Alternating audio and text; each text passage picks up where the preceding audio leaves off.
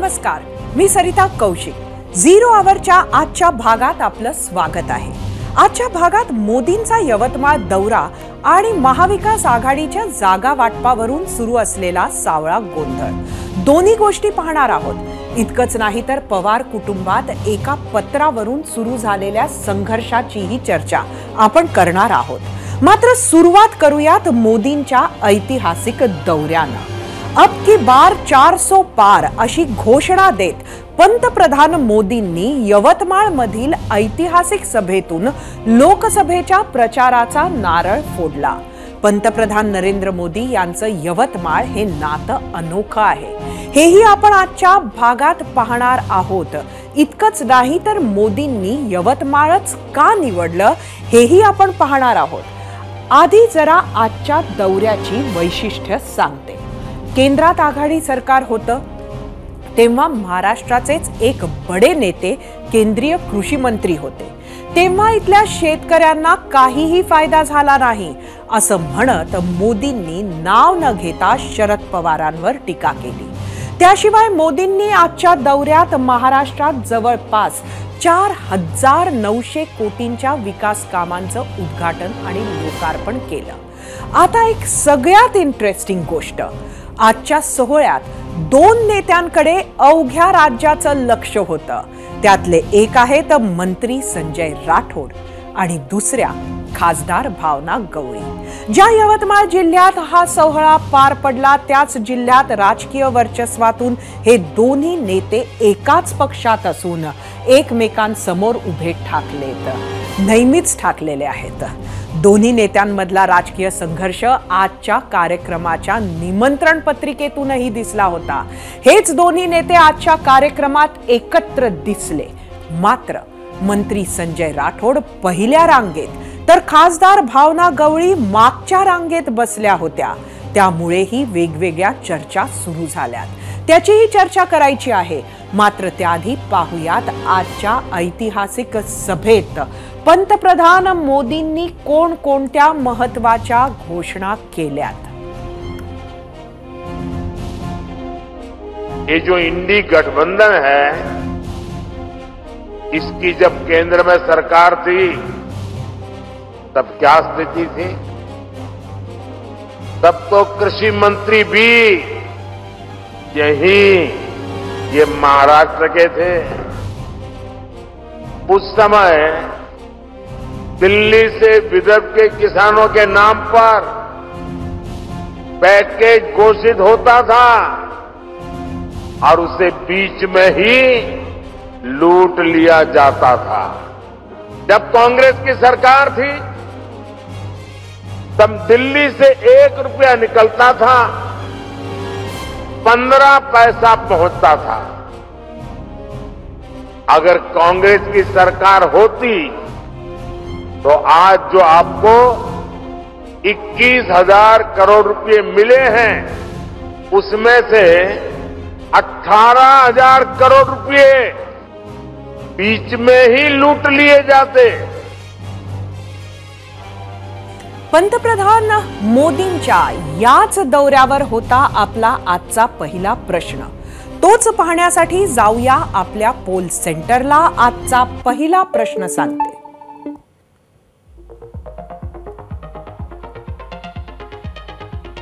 पंतप्रधान मोदी यांनी 2024च्या प्रचाराचं रणशिंग यवतमाळ मधून फुंकलंय। विजयी हॅट्रिक साठी हा दौरा लकी ठरेल का? तुम्हाला सांगायचं होतं होय किंवा नाही।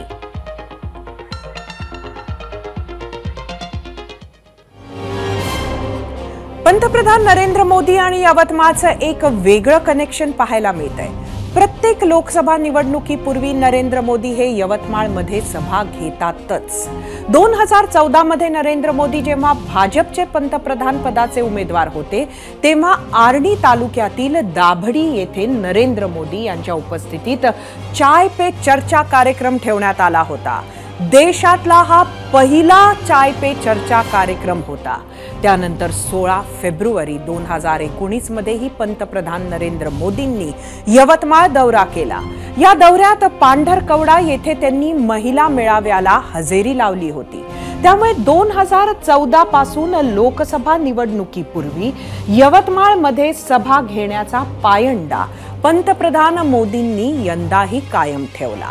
स्वतः पंतप्रधान मोदींनी सुद्धा आजच्या भाषणात यवतमाळचा उल्लेख करताना अब की बार 400 पारचा नारा दिला. पाहूयात. मैं 10 साल पहले जब चाय पर चर्चा करने यवतमाल आया था तो आपने बहुत आशीर्वाद दिया और देश की जनता ने एनडीए को 300 पार पहुंचा दिया. फिर मैं 2019 में फरवरी के महीने में ही यवतमाल आया था. तब भी आपने हम पर खूब प्रेम बरसाया. देश ने भी तब एनडीए को 350 पार करा दिया. और आज जब 2024 के चुनाव से पहले मैं विकास के उत्सव में शामिल होने आया हूं, तब पूरे देश में एक ही आवाज गूंज रही है, अब की बार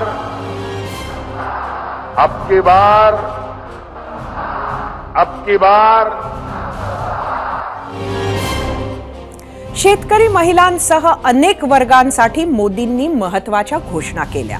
मोदींची गॅरंटी म्हणत मोदींनी कोट्यावधींच्या घोषणा आज केल्यात.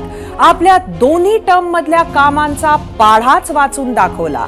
त्यांच्या आधी राज्यातल्या 3 प्रमुख नेत्यांची भाषणं झाली. मुख्यमंत्री एकनाथ शिंदे, उपमुख्यमंत्री देवेंद्र फडणवीस आणि उपमुख्यमंत्री अजित पवारांनी काय काय वक्तव्य केली आहेत ती पाहूयात. 2014 में मोदी जी देश के प्रधानमंत्री बनने के बाद उन्होंने देश के उत्थान के लिए जो महत्वपूर्ण काम किए, उसमें सबसे महत्वपूर्ण काम था महिला सशक्तिकरण. इसके तहत उन्होंने उज्ज्वला योजना से लेकर बेटी बचाओ बेटी पढ़ाओ जैसे उपक्रम शुरू किए. प्रधानमंत्री मोदी जी का लक्ष्य देश की अर्थव्यवस्था को $5 ट्रिलियन तक लेके जाना है. हमारे राज्य की अर्थव्यवस्था भी $1 ट्रिलियन तक लेके जाने का हमारा लक्ष्य है. यवतमाळमध्ये पूर्ण महाराष्ट्रातलं एकमेव सीता मातेचं मंदिर आहे. त्याच यवतमाळमध्ये नारी शक्ती वंदनेचा कार्यक्रम या ठिकाणी होतो आहे. शेतकरी सन्मान योजना आणि नमो शेतकरी महासन्मान योजना या दोन्ही योजनांचे मिळून 4700 कोटी रुपये थेट शेतकऱ्यांच्या खात्यामध्ये चाललेले आहेत. नमो महिला सक्षमीकरण अभियान से 55 लाख महिलाओं को सरकारी योजनाओं का लाभ मिलेगा. 2 करोड़ महिलाएं स्वयं सहायता समूह से जुड़ेगी. सब लोग कहते हैं अब घर घर मोदी नहीं तो मन मन मोदी है. ये भी मैं यहाँ पर कहूंगा. मोदी जी की गारंटी पर जनता का विश्वास है और मोदी जी फिर से एक बार प्रधानमंत्री बनकर हैट्रिक करेंगे ऐसे जनता ने तय कर लिया है. आता बातमी यवतमाळच्या राजकीय संघर्षाची. भावना गवळी सलग 25 वर्षांपासून खासदार तर संजय राठोड 20 वर्षांपासून आमदार. दोघांचा राजकीय पक्ष शिवसेनाच. दोघांचं राजकीय कार्यक्षेत्रही एकच, यवतमाळ वाशिम. भावना गवळी आणि संजय राठोड यांचा प्रदीर्घ अनुभव पाहता एकाच राजकीय क्षेत्रात असताना दोघे एकमेकांशी पूरक राजकारण करतच इथवर पोहोचले असावे असा अंदाज कुणीही बांधेल. पण प्रत्यक्षात राजकीय वस्तुस्थिती तशी नाही. यवतमाळ वाशिम मधील या 2 दिग्गजांमधले राजकीय समीकरण नेमकं कसं आहे त्यावर प्रकाशझोत टाकणारा हा विशेष रिपोर्ट पाहूया. यवतमाळ पश्चिम विदर्भातला महत्वाचा जिल्हा. इथल्या खासदार भावना गवळी तर पालकमंत्री संजय राठोड 1-2 दशकांपासून केंद्रात तर 1-2 दशकांपासून राज्यात नेते 2, जिल्हा 1 आणि पक्ष 1 आणि संघर्षाची कारणं अनेक. 2 नेत्यांनी विदर्भात शिवसेना मोठी केली, कार्यकर्त्यांमध्ये संपर्क वाढवला, पक्ष जनमानसांमध्ये रुजवला. पण जेव्हा पक्षातील वर्चस्वाची लढाई सुरू झाली तेव्हा मात्र संघर्षाला सुरुवात झाली. ती आजही सुरूच आहे. उदाहरणार्थ पंतप्रधान मोदींच्या यवतमाळ दौऱ्यासाठीची सरकारी जाहिरात.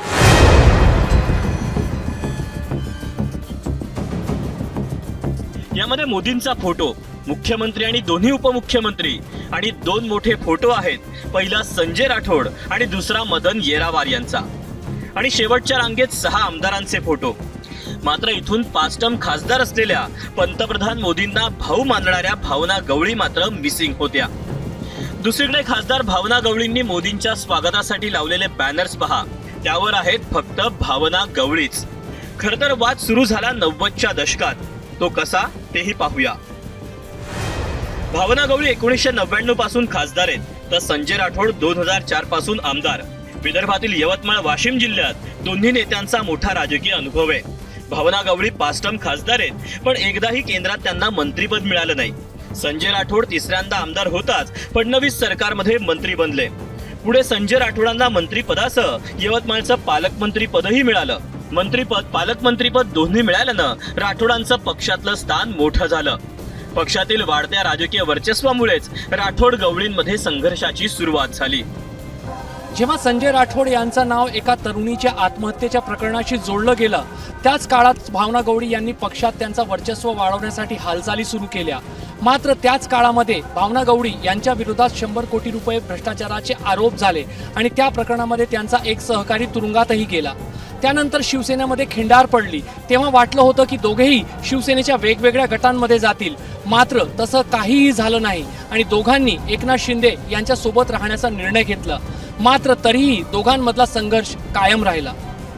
आता लोकसभा निवडणुका अवघ्या काही दिवसांवर आहेत, त्यामुळे लोकसभेसाठी तर कोणाचंही नाव पुढे येण्याआधीच भावना गवळींनी दावेदारी स्पष्ट केली. यवतमाळ वाशिम हा मतदारसंघ पुन्हा एकदा शिवसेनेकडेच राहील. बरोबर आहे, अर्थातच, कारण मी 5 वेळा निवडून येते आहे, एक महिला म्हणून निवडून येते आहे. मग अडचण कुठे आहे? या मतदारसंघामध्ये एक बाजू राजकीय बाजू अशी आहे की भाजप हा मतदारसंघ मागत आहे, दुसरी एक बाजू आहे तुम्हाला पक्षांतर्गतही थोडीशी एक स्पर्धा नेहमी अनेक वर्षांपासून आम्ही पाहतो. काय मी त्या स्पर्धेला काही महत्त्व देत नाही आणि शिवसेना भाजप हा एका नाण्याच्या 2 बाजू आहे. त्याच्यामुळे आम्ही 25 वर्षापासून सेना भाजप याच्या व्यतिरिक्त काही बघितलंच नाही. तसं असलं तरी संजय राठोड यांचं वाढतं वर्चस्व आणि मोदींच्या यवतमाळ दौऱ्याच्या नियोजनाची मिळालेली जबाबदारी हे सगळं पाहता लोकसभेसाठी संजय राठोडांच्या नावाचीही चर्चा सुरू झाली आहे. तर दुसरीकडे भाजपनं देखील याच मतदारसंघावर दावा केलाय. थोड्या दिवसात लोकसभेच्या निवडणुका आहे, परंतु आज जर चित्र पाहिलं तर जवळपास 400 पेक्षा जास्त जागा ह्या नरेंद्रभाई मोदी यांना प्रधानमंत्री बनवण्याच्या दृष्टीनं पूर्ण देशभरात वातावरण आहे. खरं म्हणजे 2009च्या आधी हा भाजपकडे मतदारसंघ होता, परंतु त्यावेळेसच्या खासदार त्या डिलिमिटेशन नंतर आमचे जे खासदार होते ते पक्ष सोडून गेले आणि वाशिमच्या ज्या खासदार होत्या त्या युतीमध्ये मग त्यांना जागा देण्यात आली. त्याच्यामुळे वाटणं स्वाभाविक आहे, परंतु तो नेतृत्वाला निर्णय घ्यायचा आहे. ते जे घेतील तो आमच्यासाठी सदैव शीर्ष आहे. बरं, हा फक्त 2 नेत्यांपुरताच संघर्ष नाहीये, तर यवतमाळ मतदारसंघाचं केंद्राची विशेष कनेक्शन आहे. गेल्या 3 दशकांचा विचार केला तर 2008 साली राहुल गांधींनी यवतमाळच्याच आत्महत्याग्रस्त शेतकऱ्याच्या घरी भेट दिली होती. त्यानंतर आर्थिक मदतीचीही घोषणा केली. तीच मदत पूर्णही केली. त्याच दौऱ्याचा काँग्रेसला चांगलाच राजकीय फायदाही झाला. इतकंच नाही तर 2014 साली पंतप्रधान मोदींचा सर्वात यशस्वी कॅम्पेन ठरलेली चाय पे चर्चा याचीही सुरुवात यवतमाळमधूनच झाली होती. आणि त्याच यवतमाळमध्ये मात्र शिवसेनेच्या 2 खंद्या नेत्यांमध्ये मोठा राजकीय संघर्ष आहे. आणि तोच संघर्ष महायुतीची डोकेदुखी ठरणार की मोदींच्या दौऱ्यानं संघर्षाचा शेवट होणार हे लवकरच कळेल. रजत वशिष्ठ, 0 अवर, एबीपी माझा. हेच पॉवरफुल नेते आजच्या कार्यक्रमात मंचावर दिसले. जागा मात्र जरा बदललेली होती. असो, मोदींच्या आजच्या यवतमाळ दौऱ्यावरून विरोधकांनी जोरदार टीका केली आहे. या सभेसाठी वारे माप खर्च केल्याचा आरोप नाना पटोलेंनी केलाय. पाहूयात. प्रधानमंत्री नरेंद्र मोदीजी यांची सभा होते. खऱ्या अर्थानं त्यांच्या पक्षाच्या पातळीवर तो खर्च व्हायला पाहिजे, पण आज आपण पाहतोय की तो खर्च सगळा शासकीय तिजोरीतून खर्च केला जातो आहे. याच्यासाठी मराठवाडा, विदर्भ आणि या सगळ्या भागातून मदतनीस, आशा वर्कर, बचत गट या सगळ्यांना शासकीय व्यवस्थेच्या माध्यमातून एकत्रित करून आमची लोकप्रियता सरकारच्या कामाची किती मोठी आहे दाखवण्याचा एक असफल प्रयत्न भाजप महाराष्ट्रामध्ये करते आहे. यवतमाळमध्ये सभा पंतप्रधान नरेंद्र मोदींची होती, तरी या सभेत चर्चा राहिली ती काँग्रेसची. मोदींच्या आजच्या सभेसाठी मंडपात ज्या खुर्च्या लावण्यात आल्या होत्या त्यातील काही खुर्च्यांवर राहुल गांधींच्या फोटोसह काँग्रेस पक्षाला दान करण्यासाठी असलेले स्कॅनर स्टिकर्स पाहायला मिळाले.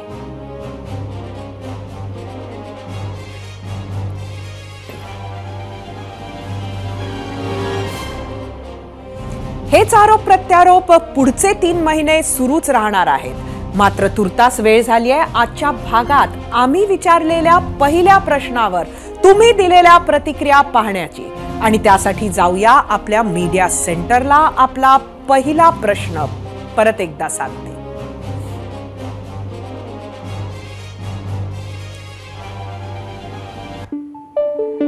पंतप्रधान मोदी 2024च्या प्रचाराचं रणशिंग यवतमाळ मधून फुंकतात.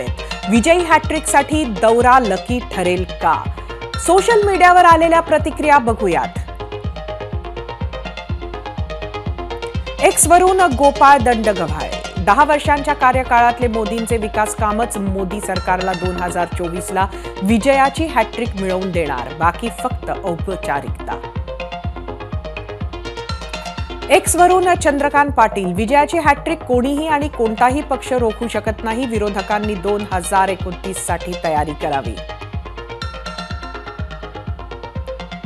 फेसबुक वरून सचिन भगत, मशीन घोटाळा करून कोण पण निवडून येईल. फेसबुक वरून संजय मोरे, विरोधातील आंदोलन चिरडणे, ईडी सीबीआय यांचा वापर हा सुद्धा प्रचाराचाच भाग आहे. युट्यूब वरून ऐश्वर्या पवार, कितीही मोदींना विरोध करा, येणार तर मोदी सरकार. युट्यूब वरून पुरुषोत्तम भरमडे, मुळीच नाही, त्यांचं सर्वात मोठं कारण महागाई, बेरोजगारी आहे. फेसबुक वरून दिनेश काळे, मोदीजींच्या नेतृत्वात भाजप बहुमतानं 450+ जिंकणार, आम्ही हिंदू स्वाभिमानी, हिंदुत्वाशी एकनिष्ठ आहोत.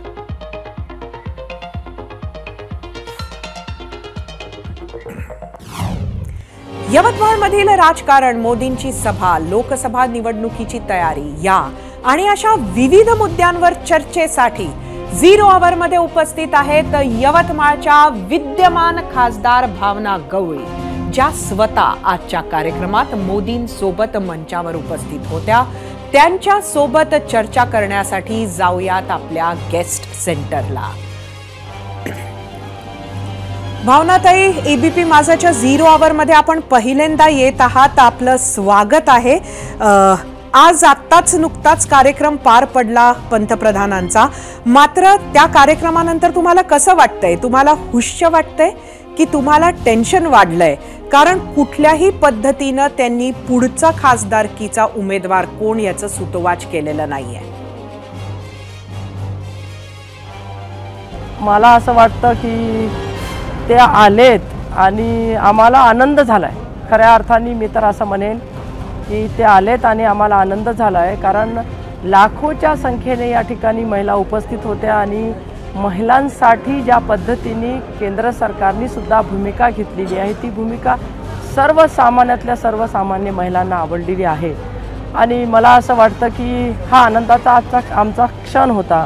त्याच्यामुळे विरोधकांचा आम्हाला भ्यायचं काही कारण नाही आहे, कारण राज्य सरकार असू देत, केंद्र सरकार असू देत, आम्ही अत्यंत या ठिकाणी उत्कृष्ट कार्य करत आहोत.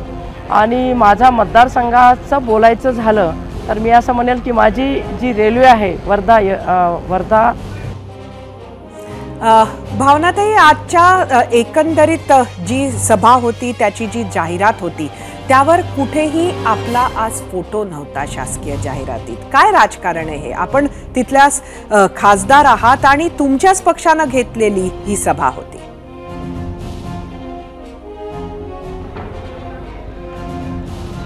सगळ्यात महत्त्वाचं या ठिकाणी मी पहिले सांगू इच्छिते की ज्या वेळेला 14ला आदरणीय मोदी साहेब हे यवतमाळमध्ये दाभडीला आले, त्याच्यानंतर 19ला परत यवतमाळमध्ये आदरणीय मोदी साहेब आले आणि आता 24ला आदरणीय मोदी साहेब येत आहेत, तर मी असं समजते की आमच्या सर्वांसाठी शुभ संकेत आहेत.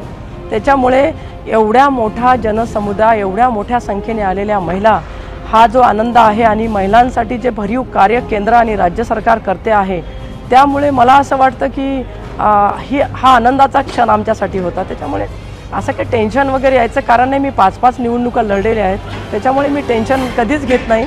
मी लढाईसारखी लढते.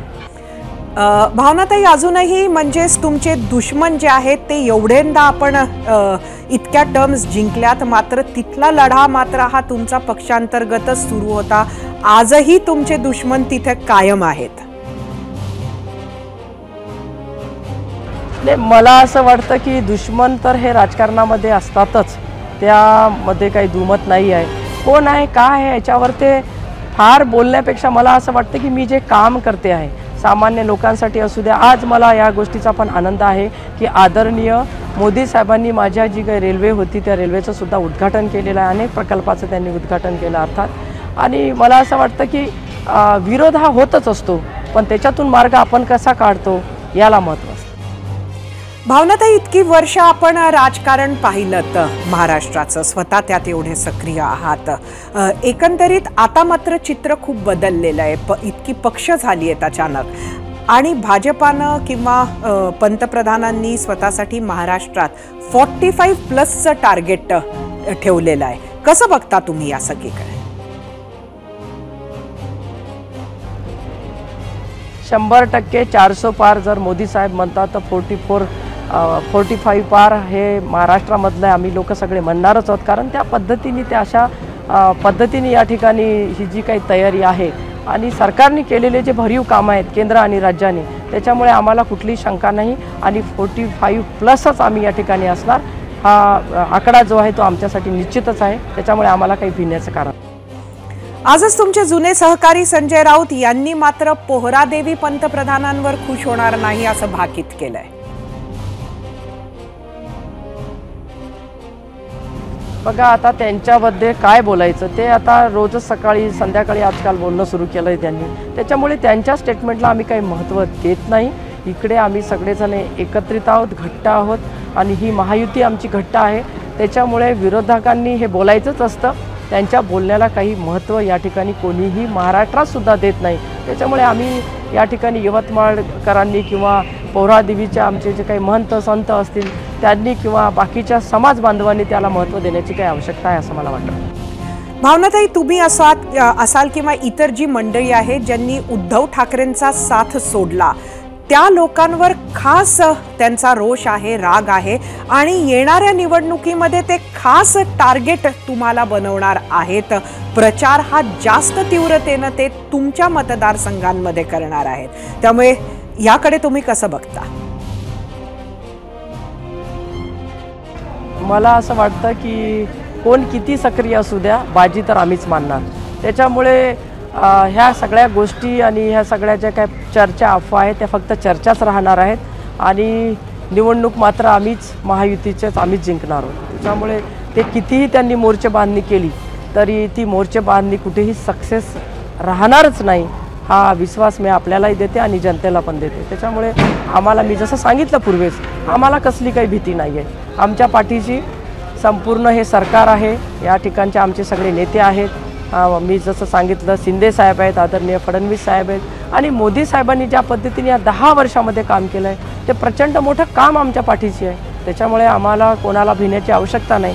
जेव्हा आम्ही या ठिकाणी शिंदे साहेबांच्या नेतृत्वामध्ये गेलो आणि आम्ही काम करतो आहे तेव्हा शिंदे साहेबांकडनं ज्या पद्धतीने आमच्या कामाबद्दलची विचारपूस होते, ज्या पद्धतीने त्यांनी आम्हाला निधी दिला आहे, ज्या पद्धतीने शिंदे साहेब आमचा फोन उचलून त्या ठिकाणी आम्हाला आमचं समाधान करतात, बोलतात आणि अनेक प्रश्न किंवा समस्या आमच्या सोडवतात, ते आमच्यासाठी फार मोठं आहे. त्याच्यामुळे त्यांच्या नेतृत्वामध्ये निश्चित हा गड आम्ही नक्कीच आपण इतकी वर्ष जिंकले आहात, मात्र अँटी इन्कम्बन्सी एक भाग असतो. दुसरीकडे आपल्यावर असणारे आरोप आहेत, चौकशा आहेत आणि त्या सगळ्याच्या बाजूला आपल्याच पक्षातून संजय राठोड यांचा विरोध आहे. गेल्या खेपेला या विरोधाचा फटका बसू नये यासाठी म्हणून उद्धव ठाकरेंनी खास आपल्या दोघांना बोलावून घेतलं होतं, एकत्र बसवलं होतं, आपली बैठक घडवली होती. मात्र आजच्या जाहिरातीनंतर मतभेद कायम आहेत असं दिसतंय. त्याचा फटका बसणार नाही का? नाही, मला असं वाटतं की काही आमचे मतभेद नाही आहेत, ते त्यांचं काम करतायत. मी पण मतदारसंघामध्ये काम करते आणि हा इश्यू काही फार मोठा इश्यू होणार नाही आहे. नाही, तो इश्यू केवळ कदाचित काही लोकांनी मोठा केला असेल, परंतु या ठिकाणी निश्चित त्याही विधानसभेमध्ये मागच्या वेळेला पण मला लीड होता आणि या वेळेला पण लीड राहील. त्याच्यामुळे तो काही बेबनाव किंवा त्या पद्धतीचा काही विषय आहे असा काही मला असं वाटत नाही. त्या गोष्टी ज्या आहेत त्या चर्चामधल्या गोष्टी आहेत. जेव्हा आपण मतदानाची पेटी बघाल त्यावेळेला आपलं सगळं चित्र क्लिअर होऊन जाईल. त्याच्यामुळे काही असा विषय नाही. भावनाताई, आपले खूप खूप धन्यवाद. आपण 0 आवरमध्ये आलात आणि आमच्या प्रश्नांची उत्तरं दिली. आता आम्ही तुम्हाला विचारलेल्या प्रश्नावर तुम्ही काय कौल दिला आहे तो कौल पाहण्यासाठी आपण जाऊया आपल्या पोल सेंटरला. आणि पहिला प्रश्न सांगते, पंतप्रधान मोदी 2024च्या प्रचाराचं रणशिंग यवतमाळमधून फुटणार. विजयी हॅट्रिकसाठी दौरा लकी ठरेल का? 39,000 मतं युट्यूबवर. 33% लोकांनी होय म्हटलंय, 67% लोकांनी नाही. इंस्टाग्रामवर एकूण 3,000 मतं.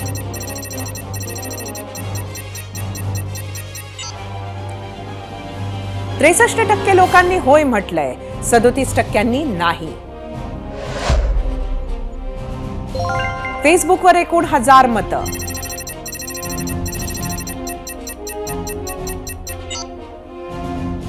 %35% लोकांनी होय म्हटलंय, 65% नाही. एक्सवर बघूया.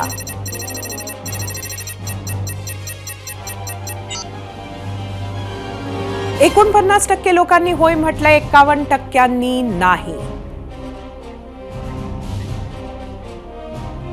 भावना गवळी आणि आमदार संजय राठोड यांचा पक्ष एक असला तरी दोघांचं नातं कायम विळा भोपळ्याचं राहिलं आहे. भावना गवळींच्या विजयात बंजारा समाजाची मतं म्हणजेच संजय राठोड यांची भूमिका नेहमीच निर्णायक ठरत आलेली आहे. हळूहळू दोघांमधील अंतर्गत वाद विकोपाला गेले, नंतर ते चव्हाट्यावर आले. त्यामुळे शिवसेनेत फूट पडली नसती तरी यावेळी भावना गवळींना उमेदवारी मिळणं कठीण असल्याची चर्चा होती. त्यातच त्यांच्यावर आर्थिक गैरव्यवहाराचे आरोप आणि ईडी चौकशीही झाली. त्या प्रकरणात त्यांच्या सहकार्याला अटकही झाली होती. तर संजय राठोड यांच्यावर सुद्धा एका तरुणीच्या मृत्यू प्रकरणात आरोप झाले आहेत. मात्र यांना सोबत घेण्याशिवाय दुसरा पर्याय शिंदे आणि भाजप समोर नव्हता. आत्ताच्या घडीला जिंकून येण्याची क्षमता हा भाजपासाठी आणि महायुतीसाठी सर्वात मोठा निकष झालेला आहे. त्यामुळे आपद्धर्म म्हणून भावना गवळींनाच उमेदवारी मिळणार की त्यांना पर्याय शोधण्यात महायुतीला यश येणार हे पाहणं औत्सुक्याचं राहणार आहे. महाविकास आघाडीसाठी अत्यंत महत्त्वाची बातमी. 4 बैठका, तासनतास विचार मंथन आणि जागा वाटपाचा तिढा ही गोष्ट आहे महाविकास आघाडीची. कालही जवळपास 3 तास बैठक चालली. त्याच बैठकीनंतर संजय राऊतांनी महाविकास आघाडीच्या जागा वाटपाचा तिढा सुटल्याची घोषणा मोठ्या उत्साहात केली. त्यानंतर आजच्या बैठकीत जागा वाटपाचा अंतिम आकडा ठरणार असल्याची ही घोषणा केली. मात्र आजच्या बैठकीत जे घडलं त्याची जी माहिती बाहेर आली आहे त्यातून महाविकास आघाडीच्या जागा वाटपाचं कोड आजही सुटेल का याची शंका आहे. कारण आजची बैठक सुरू असतानाच वंचितचे धैर्यवर्धन फुंकर बाहेर आले आणि त्यांनी बैठकीत केलेली मागणी माध्यमांसमोर सांगितली. ती आधी पाहूयात.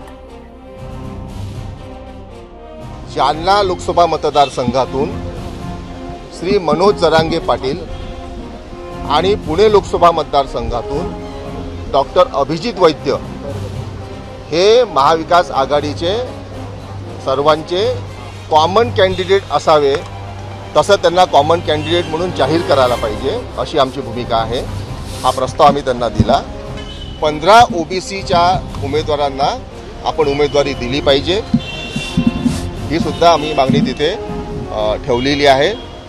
त्याचप्रमाणे 3 अल्पसंख्याक समाजातील लोकांना सुद्धा आपण तिथे उमेदवारी दिली पाहिजे। एकूण 27 जागेंचा प्रस्ताव वंचित बहुजन आघाडीच्या वतीने आम्ही महाविकास आघाडीला दिला। या 27 जागांमध्ये काही जागांचा अपवाद सोडून इतर सर्व जागांवर आम्ही चर्चेकरता तयार आहोत। कालच संजय राऊतांनी स्पष्ट केलं होतं की आजची बैठक ही शेवटची बैठक असणार आहे। त्यामुळे आजच्याच बैठकीत वंचितनं महाविकास आघाडीला महाराष्ट्रातील 48 लोकसभा जागांपैकी 27 जागांवर आमचा जास्त प्रभाव आहे, त्यामुळे त्या आम्हाला मिळाव्यात अशी मागणी केली। त्यामुळे महाविकास आघाडीतील प्रमुख पक्ष काय भूमिका घेणार हे पाहावं लागेल। बैठक आत्ताही सुरू आहे, मात्र मवियाच्या याच आकडेमोडीवर होता आपला दुसरा महत्त्वाचा प्रश्न। तो प्रश्न पाहण्यासाठी जाऊया आपल्या पोल सेंटरला।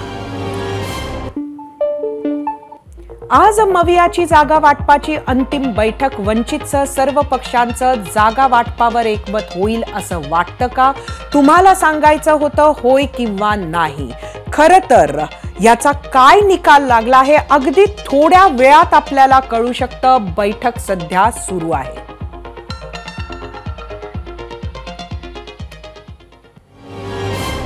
वंचितनं 27 जागांच्या प्रस्तावाबरोबरच मनोज जरांगेंसंदर्भातही एक मागणी केली। लोकसभेसाठी मनोज जरांगेंना जालन्यातून उमेदवारी द्यावी अशी मागणीही वंचितनं महाविकास आघाडीच्या बैठकीत केली आहे। तर उमेदवारीबाबत केलेल्या मागणीवर मनोज जरांगेंनी वंचितचे आभार मानले। तर राजकारण माझा अजेंडा नसून मराठा आरक्षणाचा प्रश्न माझ्या समोर असल्याचा मनोज जरांगेंनी म्हटलंय। नेमकं काय म्हणालेत मनोज जरांगे पाहूयात। ते आता ते समजा त्यांचं मोठेपणी, परंतु मी माझ्यासमोर ज्वलंत मुद्दा सध्या मराठा आरक्षणाचा आणि गृहमंत्र्यांनी मराठा समाजासमोर जाणून बुजून षडयंत्र रचून जे संकट उभा केले त्याला तोंड देतोय। त्यामुळे आम्ही थोडे शांत आहेत, आम्ही बघतोय, परंतु ते मी याच्यावरती तर सविस्तर नंतर बोलत त्या विषयावरती आणि माझा समाजही बोलेल त्या विषयावर। माझा मालक समाज आहे, परंतु राजकारण हा अजेंडा माझा नाहीच आहे। महाविकास आघाडीच्या बैठकीकडे आपलं लक्ष असणार आहेच। तुर्तास वळूयात पुढच्या बातमीकडे।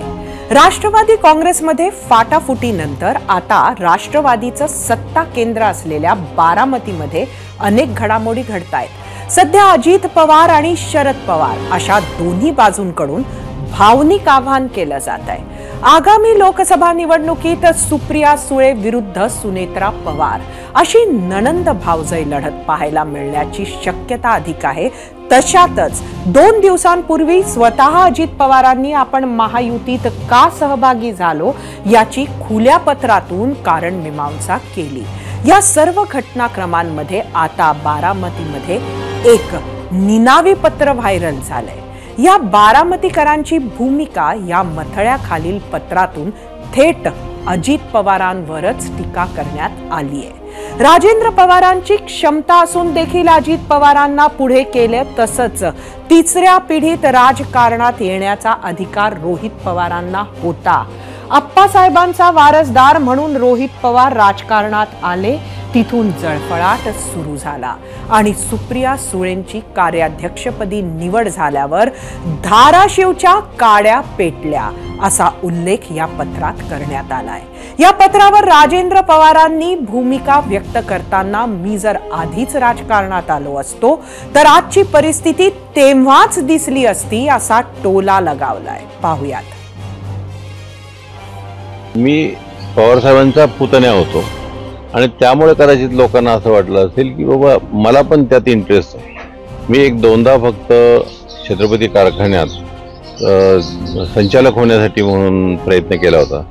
त्यावेळी पवारसाहेबांनी सांगितले की आपल्याला सगळ्यांनाच त्या मार्गाने जायचं नाही, आणि कदाचित त्यावेळी जर पवारसाहेबांनी तो निर्णय घेतला असता की सगळ्यांनीच राजकीय याच्यात क्षेत्रात भाग घ्यायचा, तर मला असं वाटतं की कदाचित जे आज चित्र दिसतंय ते त्यावेळी कदाचित चित्र दिसू शकलं असतं. बऱ्याच वेळा कसं असतं की काही वेळा लोकांना जेव्हा दडपशाही झाली अशी वाटतं तेव्हा लोक निनावी पत्राकडे वळतात असं मला वाटतं.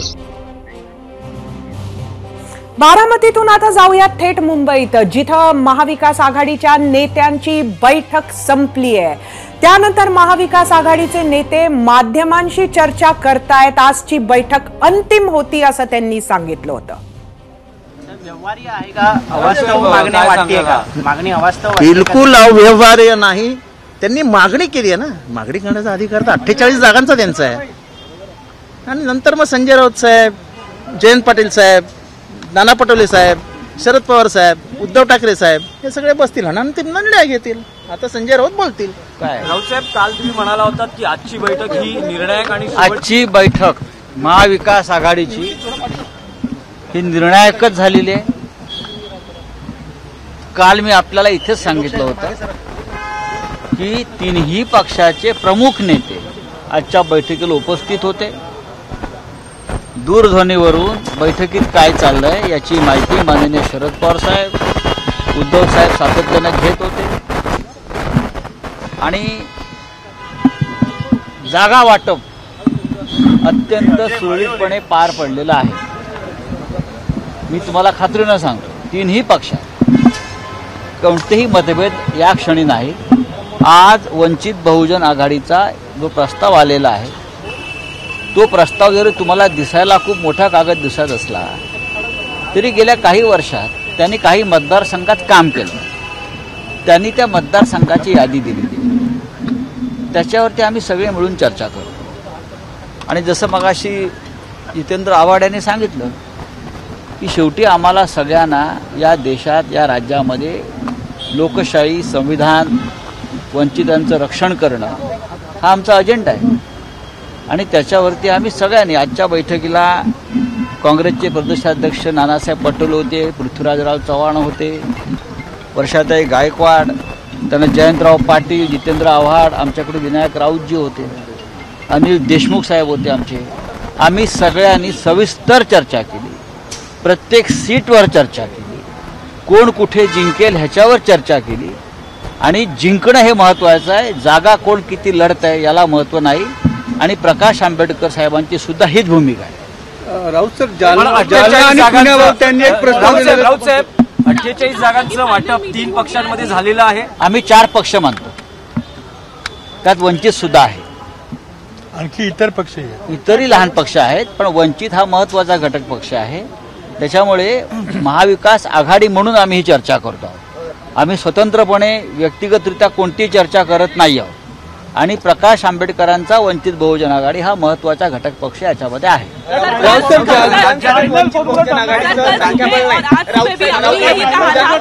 साहेब, राज्यामध्ये महाविकास वंचित बहुजन आघाडीचं संख्याबळ नसताना 27 राज्यांमध्ये जागा वाटप, त्यांनी 27 जागांचा फॉर्म्युला अजिबात सांगितलेला नाही.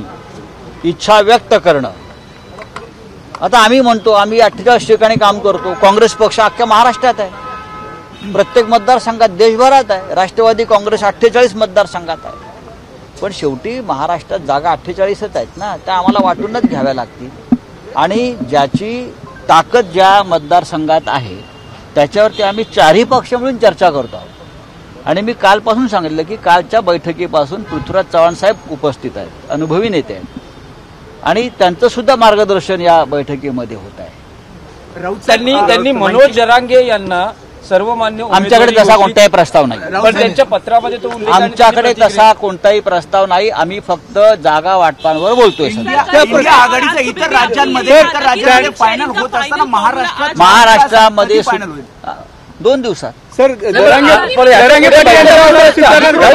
राऊत साहेब, यापुढे बैठका होणार आहेत? आता बैठका होणार नाहीत. आता कोणतीही बैठक होणार नाही याचा अर्थ जागा वाटप पार पडलेला आहे. वंचित बहुजन आघाडीसह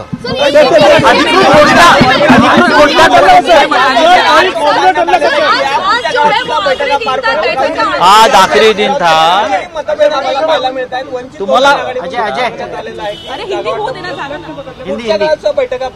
अजिबात बैठक होणार नाही. नेत्यांच्या प्रतिक्रिया आपण बघितल्यात, मात्र जागा वाटपाच्या फॉर्म्युल्याची घोषणा मात्र अजूनही झालेली नाहीये किंवा कोणता फॉर्म्युला ठरलाय हेही स्पष्ट झालेलं नाही. नुसती चर्चाच झाली हे प्रमुख नेते बोलले. आता आम्ही विचारलेल्या दुसऱ्या प्रश्नावर तुम्ही काय प्रतिक्रिया दिल्या आहेत तर त्या पाहण्यासाठी जाऊया आपल्या मीडिया सेंटरला. आजचा आपला प्रश्न परत एकदा सांगते. आज महाविकास आघाडीची जागा वाटपाची अंतिम बैठक, वंचितसह सर्व पक्षांचं जागा वाटपावर एकमत होईल असं वाटतं का? सोशल मीडियावर काय आल्यात प्रतिक्रिया? एक्स वरून अमोल मानकर, एकमत होईल, उमेदवार उभे राहतील आणि निवडूनही येणार. एक्स वरून उज्ज्वल कुमार म्हस्के, वंचितला समाधानकारक जागा देऊन महाविकास आघाडीमध्ये समाविष्ट करावे लागेल.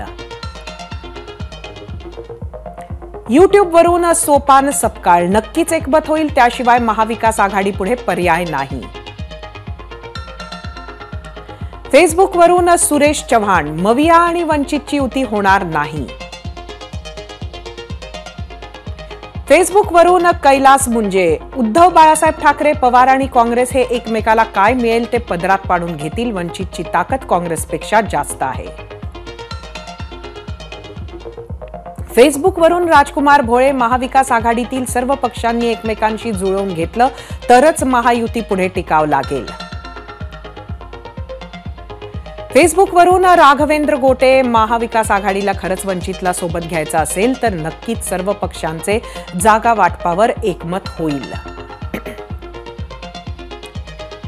इंस्टाग्राम वरून प्रफुल्ल काकडे, महाविकास आघाडी आणि वंचितमध्ये नक्कीच जागा वाटपावर एकमत होईल. महाराष्ट्रातील नेटिझन्सच्या प्रतिक्रिया पाहिल्यानंतर आता तुम्ही दिलेला कौल पाहण्यासाठी जाऊया आपल्या पोल सेंटरवर. परत एकदा आजचा प्रश्न सांगते.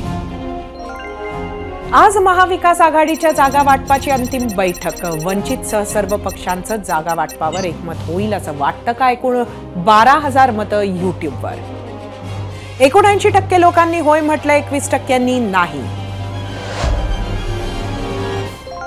इंस्टाग्रामवर एकूण 2,000 मतं.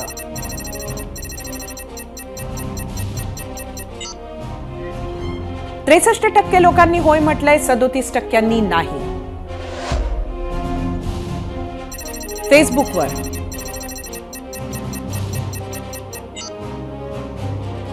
57% लोकांनी होय म्हटलंय, 43% नाही.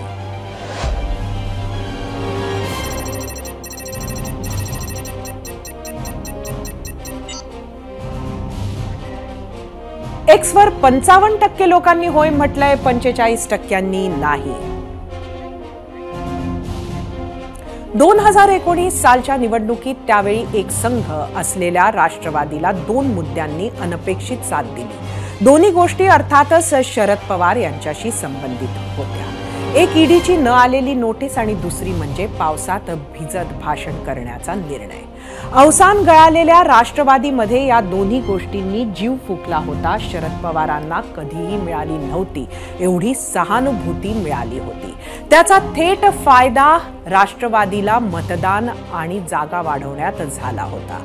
याचा कळत नकळत काँग्रेसलाही फायदा मिळाला होता. तत्कालीन मुख्यमंत्री देवेंद्र फडणवीसांचं फडणवीस असणं सुद्धा अत्यंत खुबीनं वापरण्याचा प्रयत्न झाला होता. या सगळ्यामुळे भाजपचं गणित नाही म्हटलं तरी बिघडलं होतं. आता सुद्धा तशीच परिस्थिती निर्माण करण्याचा काहींचा प्रयत्न असू शकतो. राष्ट्रवादीतील फूट असो, अजितदादांचं रोखठोक मत असो किंवा जरांगेंच्या आंदोलनाचा, त्यातील आरोप प्रत्यारोपांचा फडणवीसांकडे रोख वळवण्याचा प्रयत्न असो. सहानुभूती मिळावी असेच सगळे प्रयत्न आहेत. ते यशस्वी झाले तर नव्या पक्षांचा फायदाच होईल आणि त्यासाठीच्या प्रयत्नांचाच एक भाग म्हणजे बारामतीत अचानक व्हायरल झालेलं निनावी पत्र. हे असू शकतं. या जाळ्यात न अडकण्यासाठी अजित पवार आणि भाजप सगळेच प्रयत्न करत असणारच. परसेप्शनच्या या खेळात कोण चांगलं चित्र उभारू शकतं यावर सामान्य मतदार कोणाच्या बाजूनं कलतील ते ठरेल. मुंबईच्या पाण्यावरून भाजपनं उद्धव बाळासाहेब ठाकरे शिवसेनेला खिंडीत गाठायचा प्रयत्न केला.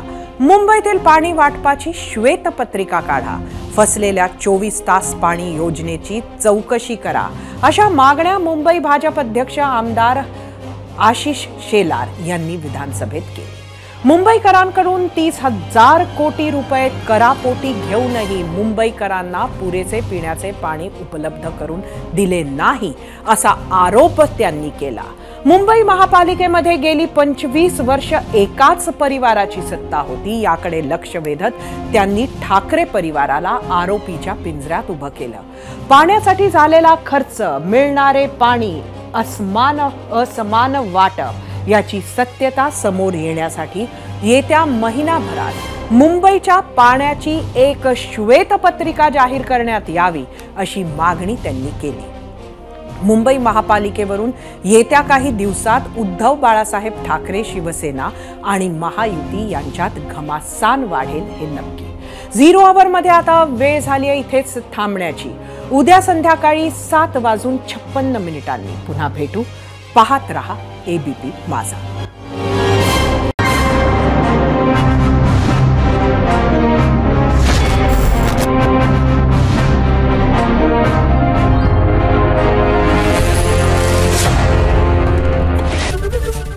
एबीपी माझा, उघडा डोळे बघा नीट.